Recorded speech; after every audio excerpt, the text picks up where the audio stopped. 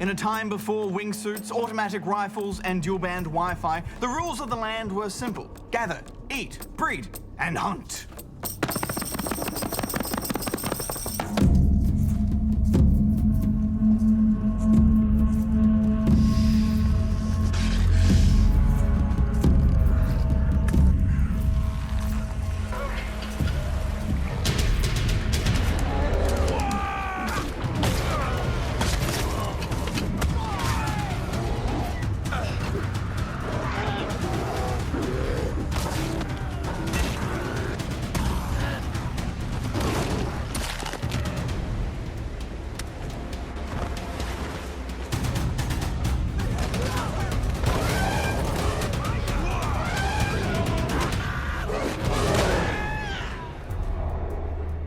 Primal is a savage, gory game, and it's also a risky spin-off from the popular open-world shooter series.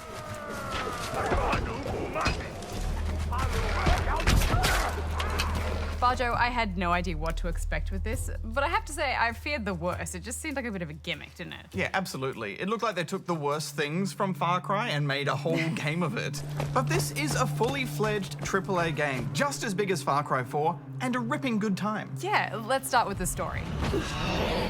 It's 10,000 BCE in Central Europe. Rhinos, bears, wolves, and mammoths roam a wild landscape of forest and ice. Three main tribes fight for control of the land. The hungry cannibals, Udam, the Azila, who are masters of fire, and your tribe, the Winja, who are only masters of getting lost and captured, it seems. It's a great setup, isn't it? Yeah, I love the interactions at the start and how it pushes you to reunite your tribe. And while we're no strangers to survival games, placing it in this setting suddenly feels so natural. You're living off the land, you're crafting, you're fighting for your life. Because that's the way people lived back then. I'm so surprised there haven't been more games set in this genre, Bajo. It just seems so obvious. Yeah, there probably will be now. I really liked the character design, and especially the language that they've come up with.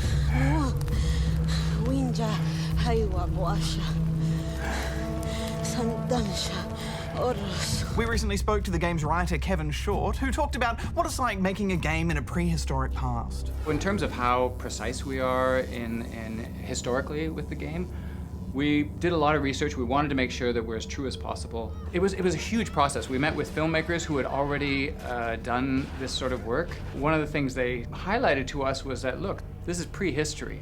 So there's certain things we don't know. So don't be afraid to push those, to explore what could be. We've got evidence of stones and bones, but we don't know some of the wood weaponry. That stuff's all disappeared. We don't have a lot of evidence of that. So we were encouraged, just feel free to explore that and see what you can come up with. We start our game and we start hearing English, it's gonna pull you back. The world's gonna be beautiful and immersive, and then they're gonna start speaking your language. So we made the choice that we're gonna invent a language. So we reached out to linguists. Two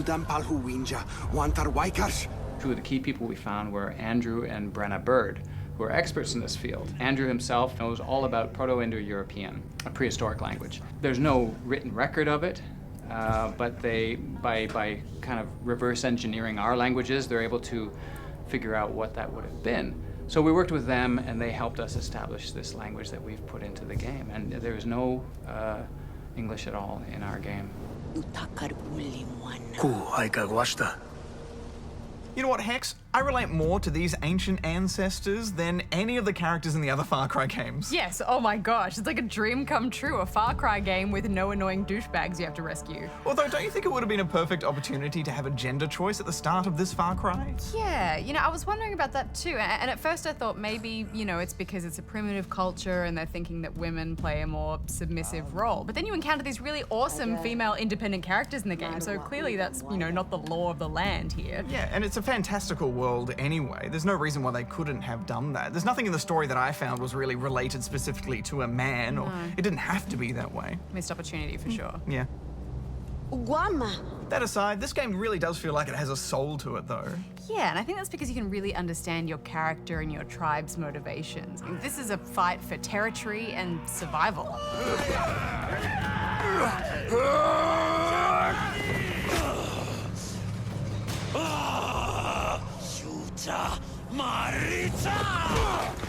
As you move through the wild land, you'll gather crafting materials to upgrade your gear and base,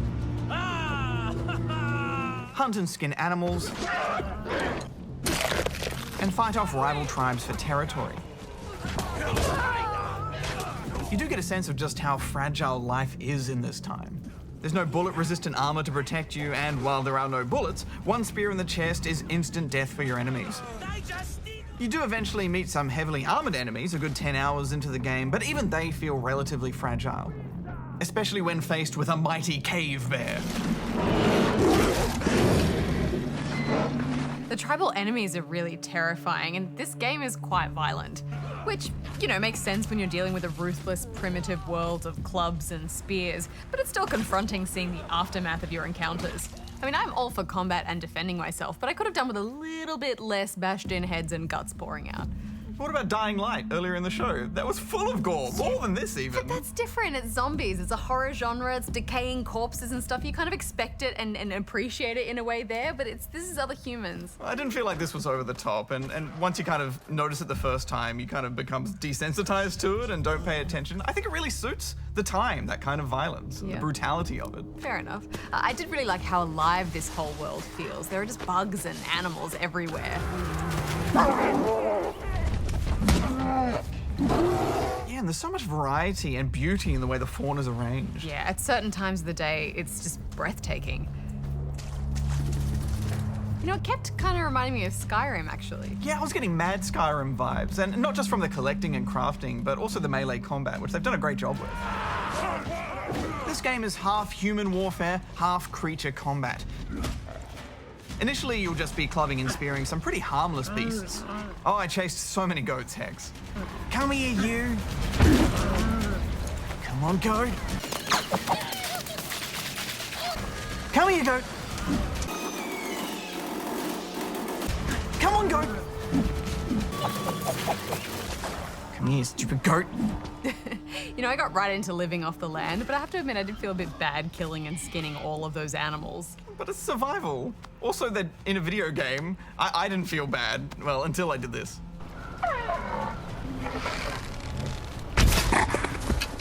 Oh, you're a monster.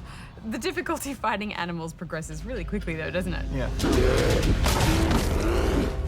Bears will be a tough fight. Packs of wolves will run around you.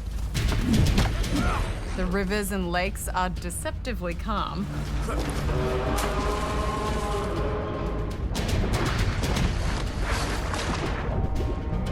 And you quickly learn never to upset a herd of rhinos. Yeah, or mammoths for that matter. One thing I really liked is when the mammoths chase you, along with that little red dot that you're trying to run away from on the mini-map, you feel the rumble of their feet with the controller. It's so stressful.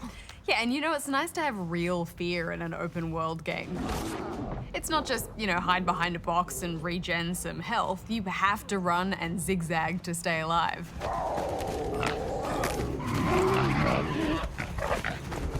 It's frantic, but it's a lot of fun. The creature design is really polished too. I find so often in video games, whenever there's animals and creatures, they're always a bit wonky. You know, their animations and they kind of get stuck on things. But in this, they move really well and they fight each other, and I think that's a real achievement. Along with the story missions, there's vast caves to explore and random encounters pop up all over the map. It's just so easy to get distracted and lost with all the tasks that you find in front of you. Yeah, and navigating this world is a joy, isn't it? Yeah, I mean, you move fast and you constantly unlock ways to move even faster. Climbing and leaping over objects works well, and it's actually really hard to die from fall damage. I love how you slide down most steep cliffs. It's forgiving in all the right ways. Yeah, you feel at one with the land. And whatever you do in this game rewards you properly too, with, say, tribespeople or skill points. Oh, and the perks, Hex. I need to unlock all of them. Yeah, you really feel their impact too. Most importantly though, Beastmaster perks allow you to ride a frickin' bear. I was a fan of the saber-tooth myself. They're just so fast and deadly.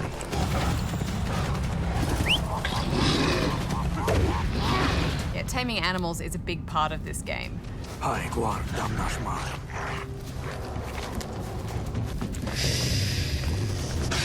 can always have one animal companion by your side, and wandering around with your beast really suits the vibe of the game.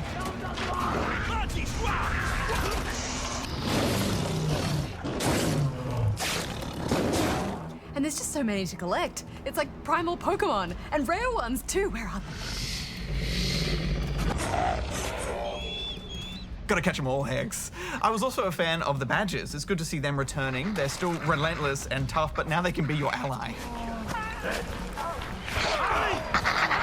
The taming mechanic is a bit simple, but I think it's also a bit dangerous, and it works.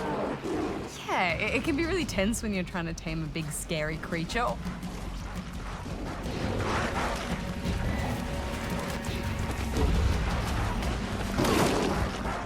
I love how each animal has their own stats and perks too. For example, bears will aggro enemies, and some animals are better at stealth takedowns. Having an animal by your side also seems to help ward off predators, which is very important at night.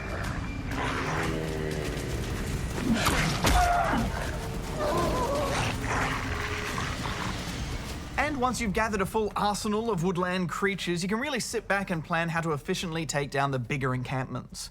And these are the most fun. Using your trusty owl companion, you can scout out the battlefield for advantages, tag enemies, and even take out a target completely. Then you might use one of your sneakier animals for a cheeky stealth kill on important targets, like guards that can use a horn to call in reinforcements. Or you can just sit back and send the bear in.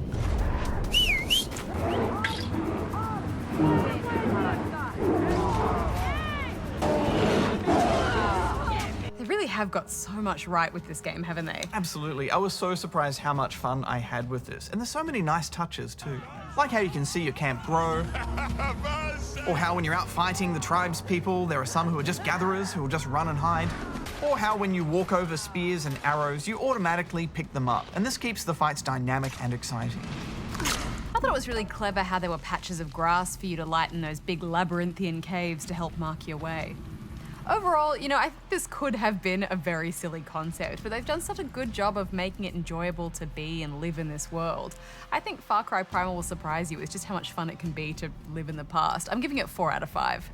Yeah, it's just so nice to play an open world game that isn't about explosions and guns and gangsters. This is such a refreshing game. I'm giving it 4.5.